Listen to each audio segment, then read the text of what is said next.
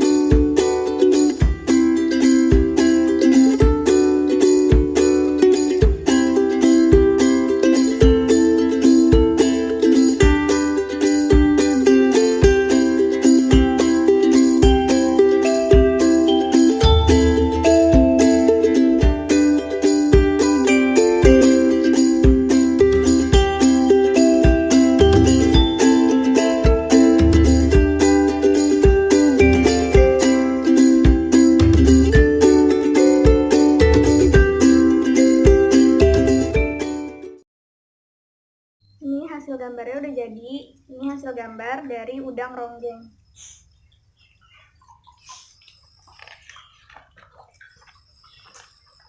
Ini hasil gambar dari udang windu.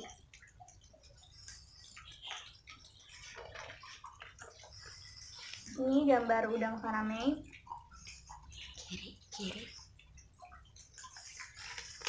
Ini ada gambar dari kepiting bakau.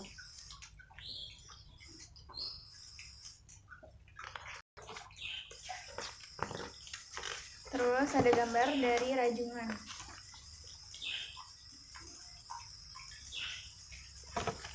Dan yang terakhir ada gambar mini. Ini ada gambar dari udang ronggeng, tampak atas dan tampak samping. Bagian-bagiannya ada mata, antenula, antena, kepala, karapas, abdomen, uropod, telson, periopod, dan maksilip. Klasifikasi dari udang ronggeng yaitu Kingdom Animalia, Phylum Arthropoda, kelas Crustacea, ordo Stomatopoda, famili Squilidae, genus Harpiosquilla, spesies Harpiosquilla rapidea. Ini gambar dari udang windu, tampak atas dan tampak samping. Bagian-bagiannya ada antena, antenula, mata, karapas, maksilip, periopod, pleopoda, dan telson. Klasifikasi dari udang windu, Kingdom Animalia, Phylum Arthropoda, kelas Malacostraca, ordo Decapoda, famili Penaidae, genus Penaus, spesies Penaus monodon. Ini ada gambar dari udang faname, tampak atas dan tampak samping. Bagian-bagiannya ada antena, mata, periopod, karapas, abdomen, dan telson. Klasifikasi udang faname. Kingdom Animalia, Phylum Arthropoda, kelas Malacostraca, ordo Decapoda, famili Penaidae, genus Lithopenaus, spesies Lithopenaus faname. Ini gambar dari kepiting bakau, tampak atas dan tampak bawah. Bagian-bagiannya ada karapas, mata, dactylus, propondus, merus, carpus, kaki jalan, kaki renang, dan di tampak bawah ada abdomen yang jantan. Klasifikasinya Kingdom Animalia, Phylum Arthropoda, kelas Crustacea, ordo Decapoda, famili Portunidae, genus Scylla, spesies Scylla serrata. Ini gambar dari rajungan, tampak atas dan tampak bawah. Bagian-bagiannya ada mata, kaki jalan, karapas, dan kaki renang. Di tampak bawah ada abdomen yang betina. Klasifikasinya Kingdom Animalia, Phylum Arthropoda, kelas Crustacea, ordo Decapoda, famili Portunidae, genus Portunus, spesies Portunus pelagicus. Ini gambar dari mini, tampak atas dan tampak bawah. Bagian-bagiannya ada mata, ada karapas, ada duri, ada opistoma, ada telson. Di bagian bawahnya ada chelicera, ada kaki jalan, ada mulut, ada ciliarum, ada genital operculum, ada buku insang, gnatobes, anus, dan telson. Klasifikasinya Kingdom Animalia, Phylum Arthropoda, kelas Merostromata, ordo Scyphosura, famili Limulidae, genus Limulus, spesies Limulus polyphemus. Sistem pernapasan pada udang dimulai dari fase inspirasi, yaitu air masuk melalui bagian posterior ventral karapas karena pergerakan insang timba atau gill Baylor, yaitu suatu penjuluran berbentuk bulan sabit dari salah satu penjuluran mulut. Lalu, air menuju ke dalam ruang branchial yang merupakan ruang antara lamela insang yang banyak mengandung pembuluh darah berselaput tipis, sehingga terjadi pertukaran gas O2 dan CO2 secara difusi. Selanjutnya, O2 akan terlarut dalam plasma atau hemolimfe yang akan diteruskan pada proses peredaran, sedangkan CO2 akan keluar ke arah berlawanan atau melalui mulut. Sistem peredaran darah pada udang termasuk sistem peredaran darah terbuka. Mula-mula, Darah dipompa dari jantung melalui pembuluh darah menuju bagian bawah tubuh, seperti bagian kaki. Darah dari bagian kaki mengalir menuju insang bagian kiri dan kanan. Di insang, darah mengikat O2 dan kemudian kembali ke jantung. Sistem ekresi pada udang terdiri dari 2 buah kelenjar hijau yang membuat cairan berwarna hijau. Strukturnya seperti nefridium dan terbuka pada dasar antena. Fungsi kelenjar hijaunya untuk membuang sisa-sisa metabolisme. Udang ronggeng itu hidupnya di perairan karang. Biasanya dia bersembunyi di balik karang. Untuk morfologinya, udang ronggeng memiliki duri-duri yang keras, terutama di bagian atas kepala dan antena. Badannya yang besar dilindungi kulit keras yang mengandung zat kapur dan mempunyai bentuk tubuh yang menyerupai belalang sembah. Permukaan tubuhnya berwarna kekuningan. Untuk sistem reproduksi pada udang ronggeng, terjadi ketika testis melepaskan sperma ke dalam ductus spermaticus ke pori-pori yang terdapat di dasar pasangan kaki untuk berjalan yang kelima. Ovidak melepaskan telur dari ovarium ke lubang-lubang pada dasar kaki untuk berjalan yang ketiga. Manfaat dari udang ronggeng itu untuk dikonsumsi sebagai bahan makanan karena memiliki kandungan omega 3 serta kadar asam amino yang tinggi. Pada udang windu, dia bersifat euryhalin, yaitu bisa hidup di laut yang berkadar garam tinggi. Untuk morfologi udang windu, dia memiliki kulit yang tebal dan keras, berwarna hijau kebiruan dengan garis melintang yang lebih gelap. Ada juga yang berwarna kemerahan dengan garis melintang coklat kemerahan. Tubuh pada udang windu itu terdiri dari 2 bagian, yaitu bagian depan dan belakang. Bagian depan terdiri dari bagian kepala dan dada yang menyatu atau disebut cephalothorax. Pada bagian tengahnya itu ada abdomen dan terdapat ekor di bagian belakangnya. Sistem reproduksi udang windu terdiri dari organ reproduksi betina, yaitu sepasang ovarium, ovidak, lubang genital, dan telikum. Sedangkan organ reproduksi jantan yaitu testis, vas deferens, petasma, appendix, mascukina. Udang jantan hanya kawin dengan udang betina yang memiliki ovarium yang sudah matang. Proses kawinnya terjadi pada saat matahari tenggelam. Udang windu memiliki telikum tertutup sehingga udang tersebut kawin saat udang betina pada tahap intermoult atau setelah ovarium selesai.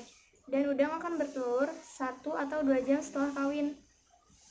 Manfaat dari udang windu itu, dia memiliki protein yang tinggi dan rendah kolesterol sehingga aman untuk dikonsumsi semua kalangan.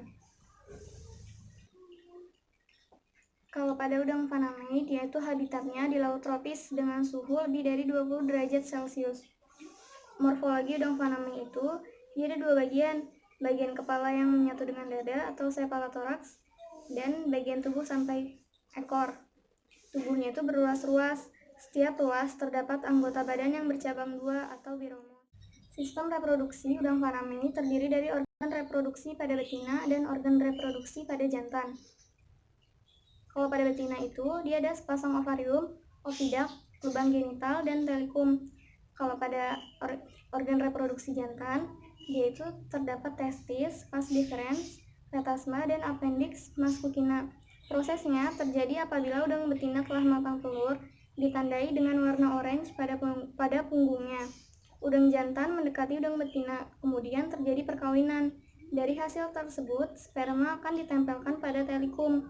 4-5 jam kemudian, induk betina akan mengeluarkan telur dan terjadi pembuahan. Manfaat dari udang faname itu, dia banyak dibudidayakan karena memiliki daya tahan yang baik terhadap perubahan lingkungan. Selain itu juga, udang ini tuh banyak dikonsumsi karena mengandung protein yang rendah lemak. Pada kepiting bakau, habitatnya itu di hutan mangrove atau hutan bakau. Morfologi kepiting bakau itu, seluruh tubuhnya tertutup oleh cangkang. Terdapat 6 buah duri di antara sepasang mata, dan 9 duri di samping kanan dan kiri mata, mempunyai sepasang capit, mempunyai 3 pasang kaki jalan, dan mempunyai sepasang kaki renang yang berbentuk pipi. Sistem pernafasan kepiting bakau umumnya itu bernafas menggunakan insang. Pertukaran gas CO2 dan O2 terjadi secara difusi ketika air dari kepiting yang masuk melalui mulut terdorong ke arah daerah insang. O2 yang banyak dikandung di dalam air akan diikat oleh hemosianin, sedangkan CO2 yang dikandung di dalam darah akan dikeluarkan ke perairan. Darah yang sudah banyak mengandung O2 kemudian diedarkan kembali ke seluruh organ tubuh dan seterusnya. Sistem peredaran darah pada kepiting bakau disebut peredaran darah terbuka karena beredar tanpa melalui pembuluh darah. Pada sistem peredaran darah terbuka, cairan darah dipompa dari jantung langsung menuju seluruh tubuh, lalu keluar dari pembuluh darah. Selanjutnya, darah mengisi ruangan di dalam jaringan tubuh.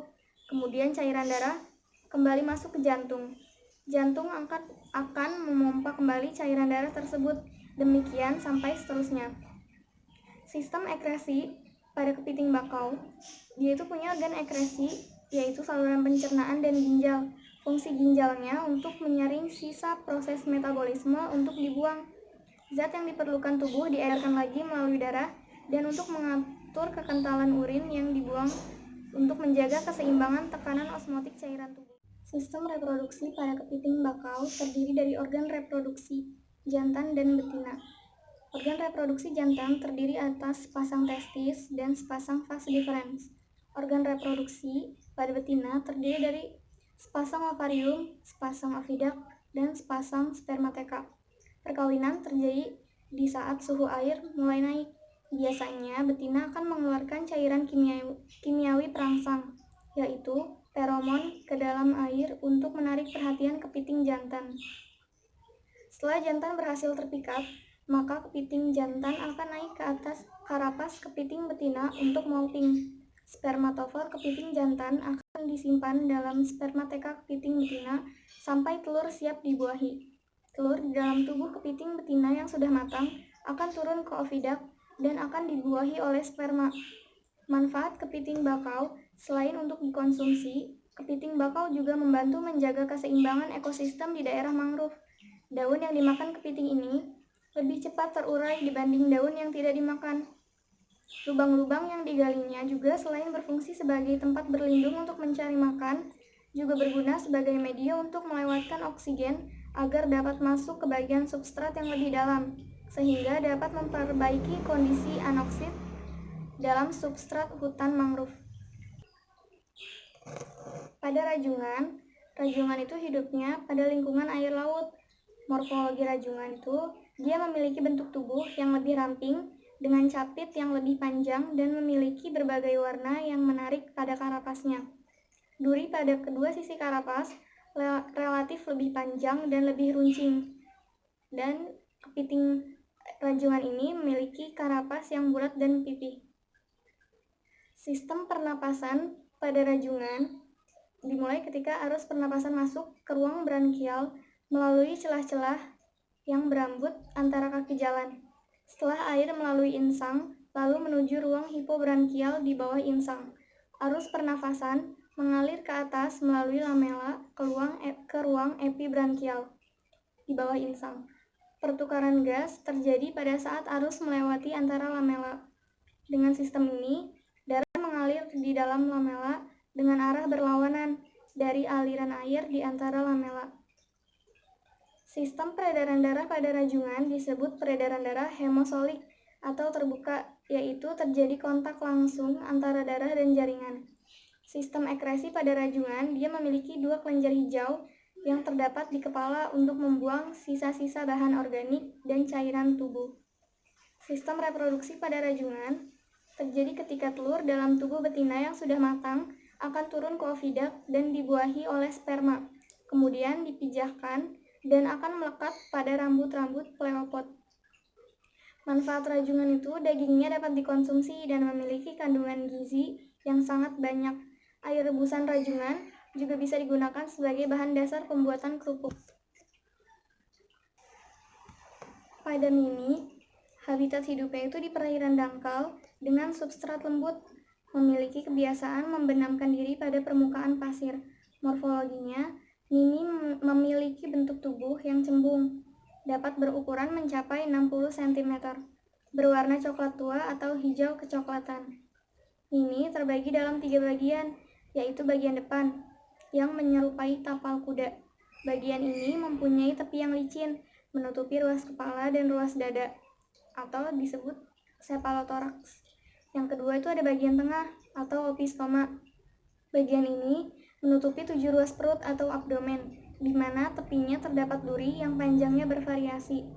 Yang ketiga ada bagian yang paling belakang dengan bentuk menyerupai daun yang panjang dan runcing, disebut sebagai duri ekor.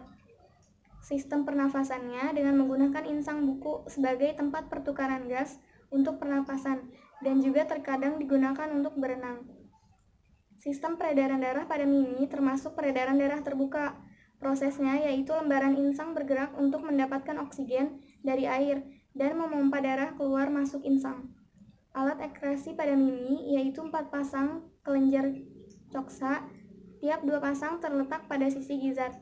Sistem reproduksinya terjadi secara seksual dan dioecious. Pembuahan eksternalnya terjadi ketika sel telur betina dan sperma diletakkan pada cekungan pasir, kemudian terjadi fertilisasi dan terbentuk telur, lalu menjadi larva yang akan berubah menjadi mimi dewasa. Manfaat mimi itu, ekstrak plasma darahnya banyak digunakan dalam kajian biomedis dan lingkungan sebagai bahan pengujian endotoksin, serta untuk mendiagnosis penyakit meningitis. Daging dan telur mimi juga bisa untuk dikonsumsi. Video dari saya, kurang lebihnya mohon maaf. Semoga bermanfaat. Wassalamualaikum warahmatullahi wabarakatuh.